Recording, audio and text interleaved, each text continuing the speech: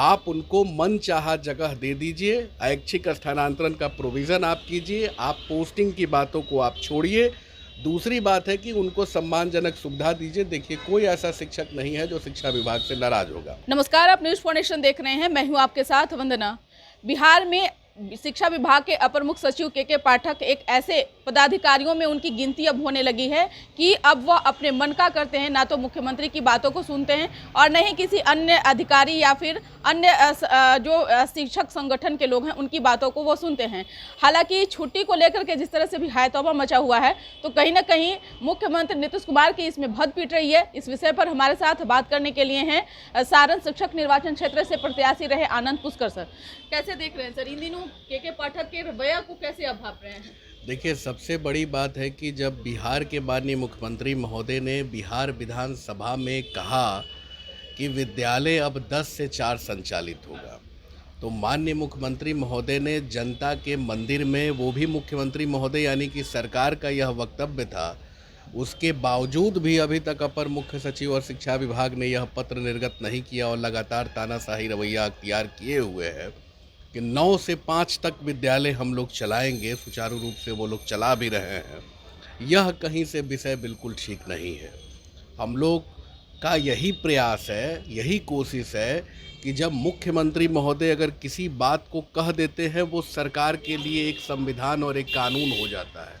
और जब मुख्यमंत्री महोदय ने स्वयं इस विधान को बनाया और उसके बाद भी ये नहीं कर रहे हैं, के पाठक जी, इस तरह की घोषणा उन्होंने नहीं की, विद्यालय के समय में सुधार नहीं किया, यह घोर ही निराशाजनक बात है।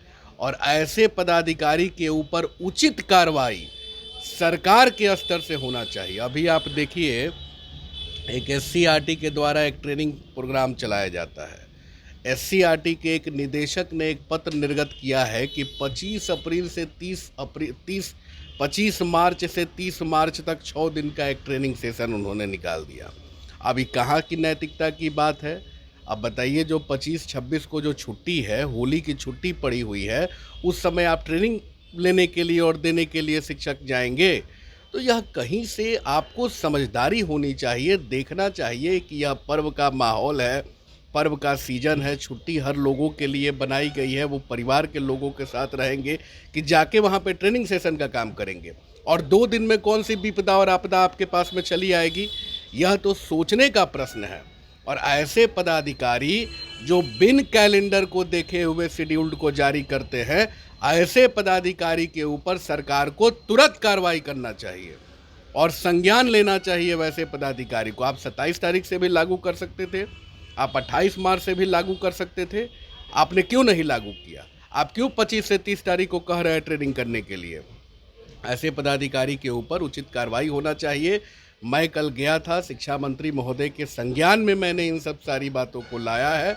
उन्होंने भी कहा कि नहीं, मैं इसका शेड्यूल जारी करवाता हूं, मैं इसको दिखवा लेता हूं, और ऐसा जो उनका अधिकार है, छुट्टी का अधिकार है, वो छुट्टी का अधिकार उनको मिलना चाहिए। सिर्फ छुट्टी की ही बात नहीं है, लेकिन देखा जाए तो इन दिनों जिस तरह से शिक्षकों पर के पाठक का ध्यान ज़्यादा है, लेकिन एक बात अच्छी है कि चलो शिक्षक पर उनका ध्यान फोकस तो है कम से कम, लेकिन इसके साथ साथ इंफ्रास्ट्रक्चर की अगर हम बात करें तो साथ में उस पर भी ध्यान देना बेहद ज़रूरी है, क्योंकि बिहार में बहुत सारे ऐसे विद्यालय हैं जहाँ पे बहुत व्यवस्था जो है सुदृढ़ करने की बहुत। देखिए, अभी जो बिहार विद्यालय विशिष्ट शिक्षक नियमावली इन्होंने बनाई, उस नियमावली में हम लोगों की मांग थी कि शिक्षकों को पंचायती राज व्यवस्था से अलग की जानी चाहिए, और सरकार के इस फैसले को हम लोग स्वागत भी करते हैं कि सरकार ने, मुख्यमंत्री जी ने कहा एक सक्षमता परीक्षा ली जाएगी। शिक्षकों ने सक्षमता परीक्षा दिया और पूरे बिहार के शिक्षकों ने साबित कर दिया कि देखिए, हम अच्छा बेहतर रिजल्ट लाके आपके सक्षमता परीक्षा पास करने जा रहे हैं। जो बोर्ड के द्वारा उत्तर कुंजिका जो प्रकाशित की गई थी, उससे उन लोगों ने अभी तक अपना रिजल्ट को देखा है, तो बहुत सारे शिक्षक इसमें पास कर रहे हैं। दूसरी सबसे बड़ी बात है, जो पाठक जी की मनमानी इसमें चल रही है, जो बार बार कह रहे हैं कि हम आपको आपके रिजल्ट के बाद आपको पोस्टिंग करेंगे। यहाँ 2020 की नियमावली में हम लोग मांग कर रहे थे कि आप ऐच्छिक स्थानांतरण कीजिए। हमारे पिता स्वर्गीय केदारनाथ पांडे जी ने यह प्रोविज़न को बनवाया था सेवा शर्त नियमावली 2020 में कि महिलाओं को, दिव्यांगों को सरकार ऐच्छिक स्थानांतरण देगी। बिहार विधान परिषद में सरकार का 2021 में भी जवाब है कि हम पुरुषों को भी ऐच्छिक स्थानांतरण देने जा रहे हैं। तो हमारी मांग थी, हमारी सेवा शर्त नियमावली में प्रोविज़न है ऐच्छिक स्थानांतरण का, और आप कह रहे हैं कि आपका संवर्ग बदल रहा है तो हम आपको पोस्टिंग करेंगे। अब इस बात को लेके शिक्षकों में इतनी भारी दहशत की बात बनी हुई है। वह परीक्षा क्वालिफाई कर गए, 150 नंबर में कोई 125 नंबर, कोई 112 नंबर ला रहा है। 17 साल से उस सेवा करके बैठा हुआ है, उसने अपनी योग्यता को साबित कर दिया।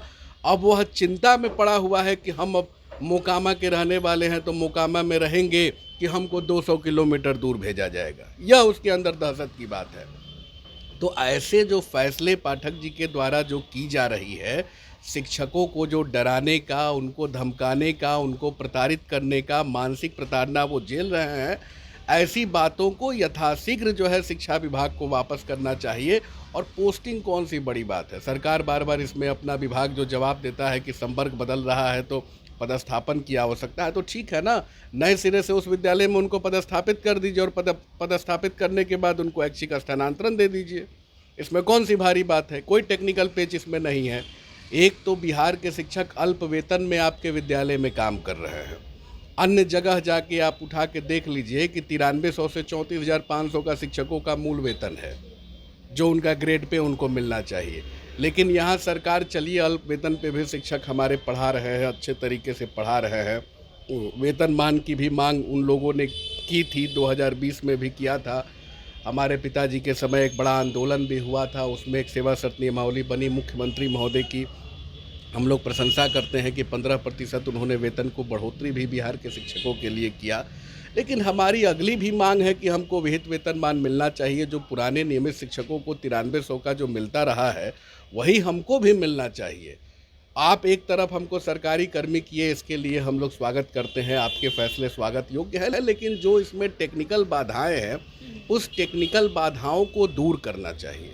आप उनको मनचाहा जगह दे दीजिए, ऐच्छिक स्थानांतरण का प्रोविज़न आप कीजिए, आप पोस्टिंग की बातों को आप छोड़िए।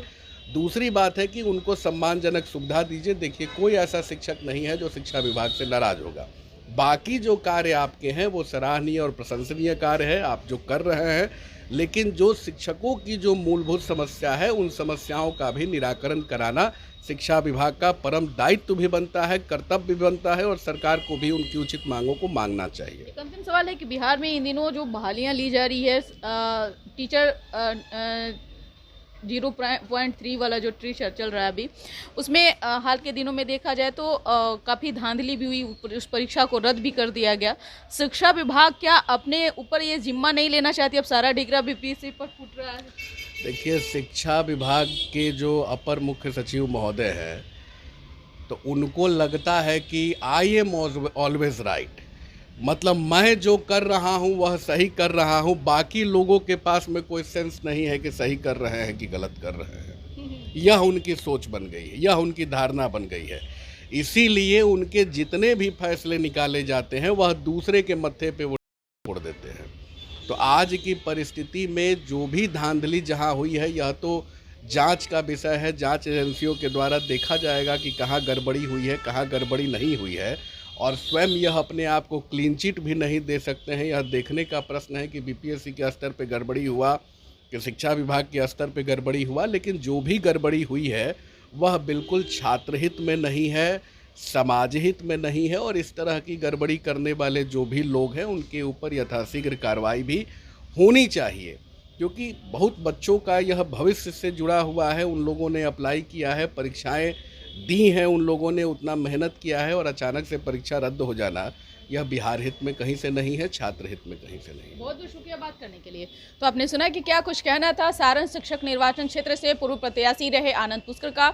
साफ तौर पर के पाठक को इन्होंने खूब सुनाया और कहा कि अगर आप इसी तरह से मनमानी करते रहें तो सरकार की तो बहुत पीठ ही रही है। दूसरी तरफ शिक्षकों में भारी आक्रोश है जो कि आगे आने वाले समय में यह ठीक नहीं है, खास तौर से बिहार की राजनीति के लिए। इसको बस इतना ही, बने रहिए न्यूज़ फाउंडेशन के साथ। तब तक हमारे चैनल को सब्सक्राइब नहीं किए हैं तो कर लीजिए। धन्यवाद।